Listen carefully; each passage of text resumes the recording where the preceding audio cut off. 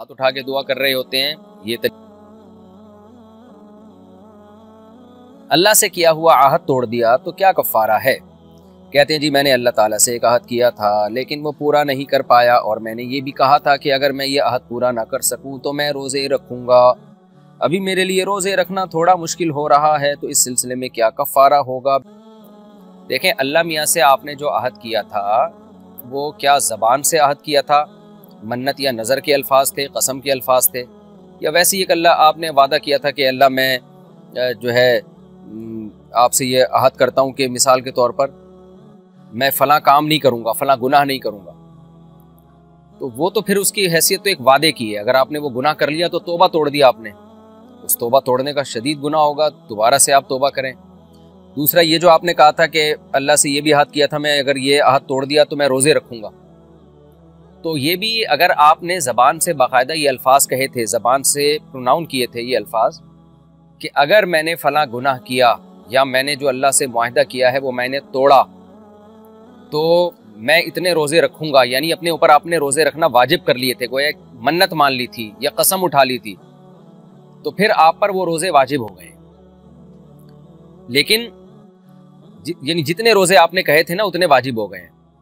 لیکن اس میں دوسرا آپشن بھی ہے آپ کے پاس کہ آپ اگر روزوں کی تعداد بہت زیادہ ہے تو آپ قسم کا کفارہ بھی ادا کر سکتے ہیں۔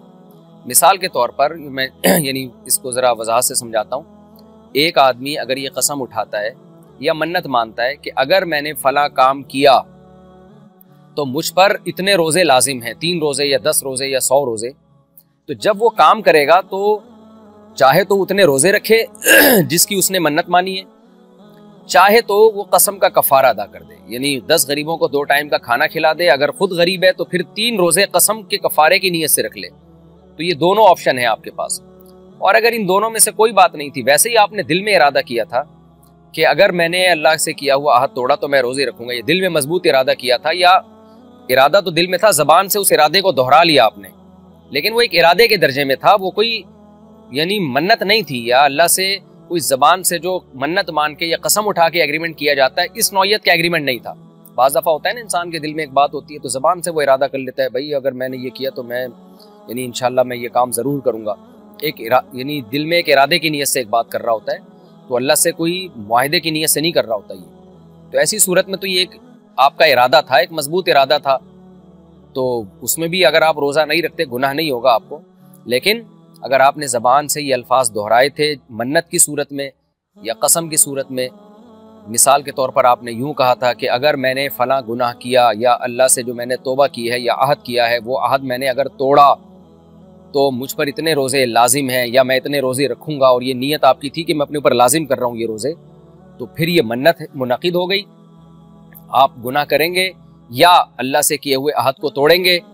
تو آپ پر اتنے روزے جتنے آپ نے کہے ہیں وہ سب آپ پر لازم ہو جائیں گے۔ لیکن ایک آپشن آپ کے پاس یہ ہے کہ اگر روزے رکھنا مشکل لگ رہا ہے آپ کو، روزوں کی تعداد زیادہ ہے، تو پھر آپ قسم کا کفارہ ادا کر لیں، 10 غریبوں کو 2 ٹائم کا کھانا، یا خود اگر غریب ہیں تو 3 لگاتار روزے رکھ لیں آپ، اس طرح سے یہ آپ کا کفارہ ادا ہو جائے گا۔ لیکن یہ بہت غلط بات ہے کہ اللہ سے کیے ہوئے عہد کو توڑا جائے۔ وَأَوْفُوا بِعَهْدِ اللَّهِ، اللہ کہتے ہیں اللہ سے جو ایگریمنٹ کرو اس کو پورا کرو۔ وَلَا تَشْتَرُوا بِعَهْدِي ثَمَنًا قَلِيلًا، اللہ کہتے ہیں میرے معاہدے کو چند ٹکوں کے بدلے میں مت بیچو۔ چند ٹکے کیا ہیں؟ دنیا کی تھوڑی سی لذت، یہ چند ٹکے ہیں۔ آگے اللہ تعالیٰ فرماتے ہیں سورہ نحل میں مَا عِندَكُمْ انما عند اللہ هو خیر لکم ان کنتم تعلمون، جو تمہیں آخرت میں اجر ملے گا نا اللہ کے معاہدے کو پورا کرنے کا، وہ اجر اس دنیا کی خواہشات نفسانیہ سے بہت زیادہ ہے۔ اس دنیا میں تمہیں وہ نہیں ملے گا جو اللہ آخرت میں دے گا۔ آگے فرمایا وَلَنَجْزِيَنَّ الَّذِينَ صَبَرُوا أَجْرَهُمْ بِأَحْسَنِ مَا كَانُوا يَعْمَلُونَ، جو لوگ صبر کریں گے ہم ان کو ان کے عمل کا بہت بہترین بدلہ دیں گے قیامت کے دن۔ تو معاہدے پر قائم رہنے کے لیے صبر کرنا پڑتا ہے، تو اللہ نے صابرین کے لیے بہت اجر رکھا ہے۔ پھر فرمایا ما عندکم ینفد وما عند اللہ باق، جو تمہارے پاس ہے ختم ہو جائے گا۔ جس دنیا کے پیچھے تم پڑھ کے اللہ سے کیے ہوئے معاہدوں کو توڑتے ہو، یہ سب لذتیں ختم ہونے والی ہیں۔ وما عند اللہ باق، جو اللہ کے پاس ہے وہ ہمیشہ رہے گا۔ یہ چیزیں سوچنی چاہیے اور اللہ سے کیے ہوئے معاہدوں کو پورا کرنا چاہیے۔ ناپاکی میں نماز پڑھنے سے کیا انسان کافر ہو جاتا ہے؟ بچپن میں اگر ناپاکی کی حالت میں نماز پڑھی ہو، ایک دفعہ فیملی والے مجھے زبردستی لے گئے تھے تو میں شرم کی وجہ سے نہیں بتا سکا کہ میں ناپاک ہوں اور میں نے مسجد میں نماز پڑھ لی۔ اس وقت میری عمر 14-15 سال ہوگی، تو اس بارے میں کیا حکم ہے؟ میں نے ایک کلپ سنا تھا کہ ناپاکی کی حالت میں نماز پڑھنا کفر کے زمرے میں آتا ہے۔ تو 15 سال کے تھے، نکاح نہیں ہوا ہوگا آپ کا، احتیاط اسی میں ہے۔ تو کفر کا فتویٰ تو نہیں لگایا جا سکتا کسی شخص کے بارے میں کہ اس نے بلا وضو نماز پڑھی تو یہ کافر ہو گیا، لیکن یہ عمل بہرحال بہت خطرناک ہے۔ تو ناپاکی کی حالت میں مسجد میں جا کے نماز پڑھنا یہ نماز کے ساتھ چونکہ مذاق ہے، اس لیے بعض حضرات نے اس کو کفر سے تعبیر کیا ہے، لیکن بہرحال آپ نے توبہ کر لی تو اب انشاءاللہ اللہ معاف کرنے والا ہے۔ سچی توبہ کریں اور آئندہ یہ حرکت نہ کریں۔ ویسے بھی نماز چھوڑنا کبیرہ گناہ ہے، آپ کو رشتہ دار نہ بھی لے کے جاتے تو بھی آپ پر لازم تھا کہ آپ غسل کریں اور غسل کر کے نماز پڑھیں، اور شرعی احکام میں شرم کرنا بھی جائز نہیں ہے۔ بعض لوگوں پہ غسل فرض ہوتا ہے، ان کو نہاتے ہوئے شرم آ رہی ہوتی ہے کہ لوگ کیا کہیں گے، تو بھائی شرم تو اللہ کی نافرمانی کرتے ہوئے آنی چاہیے نا،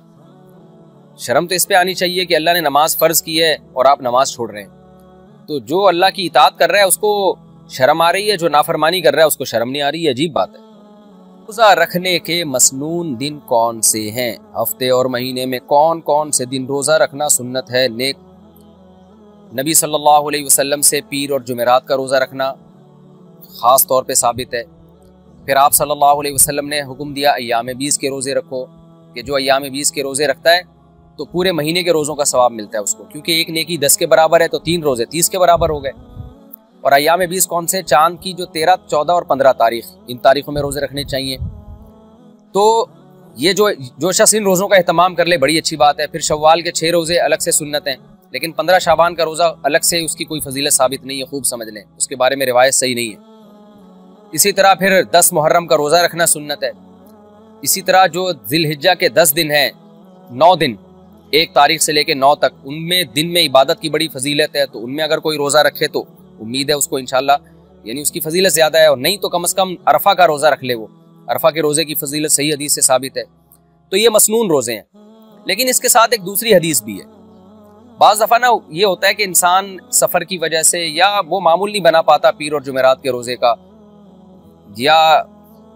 ایام 20 کے روزے کا، تو ایک اور سنت بھی ہے نبی کی۔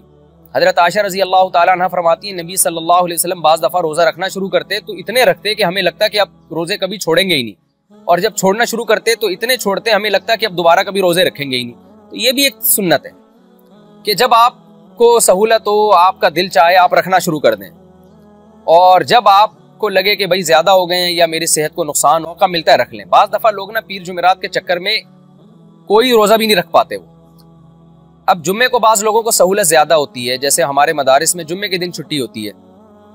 تو جمعے کو روزے کے ساتھ خاص کرنے سے منع تو کیا ہے نبی صلی اللہ علیہ وسلم نے۔ اس حدیث کا مفہوم یہ ہے کہ اس میں کوئی اضافی فضیلت سمجھ کے اسپیسیفک اسی دن کو خاص کر لینا یہ ٹھیک نہیں ہے، لیکن اگر کسی کو جمعے کے دن سہولت ہے، چھٹی کا دن ہے، تو وہ اگر جمعے کو رکھ لیتا ہے تو سبحان اللہ، اچھی بات ہے۔ بعض لوگوں کو ہفتے کو سہولت ہے، بعض کہتے ہیں بھائی اتوار کو ہمیں سہولت ہے، ہماری چھٹی کا دن ہوتا ہے، تو پیر کے چکر میں نہ پیر کو رکھ پاتے ہیں نہ اتوار کو رکھ پاتے ہیں، تو ٹھیک ہے ایام 20 کے رکھیں یا پیر جمعرات کا رکھیں، لیکن اگر ان میں مشکل ہو رہی ہے تو جب بھی رکھ لیں، بس وہ بھی سنت ہے، چھوڑیں نہیں روزے کو۔ اس چکر میں نہ کہ لوگ خاص دنوں کے اہتمام کے چکر میں نہ ان دنوں میں رکھ پاتے ہیں نہ اس کے علاوہ رکھ پاتے ہیں، تو جب موقع ملے، کبھی سردیوں میں انسان کی سحری میں آنکھ کھلتی ہے تو آدمی کہتا ہے یار چلو آج روزہ رکھ لو، تو رکھ لیں آپ، پھر پیر نہ دیکھیں نہ جمعرات نہ دیکھیں نہ ہفتہ دیکھیں، بس آپ دیکھیں یار آج میرا موڈ ہو رہا ہے تو رکھ لو۔ تو کسی بھی طرح سے نفلی روزہ رکھنا یہ ان مخصوص دنوں کی تلاش کی وجہ سے روزہ چھوڑنے سے بہرحال بہتر ہے کہ کسی بھی طرح سے رکھ لیں، سب طرح انشاءاللہ سنت کا ثواب مل جائے گا آپ کو۔ ہمارے ہاں نفلی روزوں کا معمولی ختم ہو گیا، لوگوں میں رکھتے ہی نہیں ہیں۔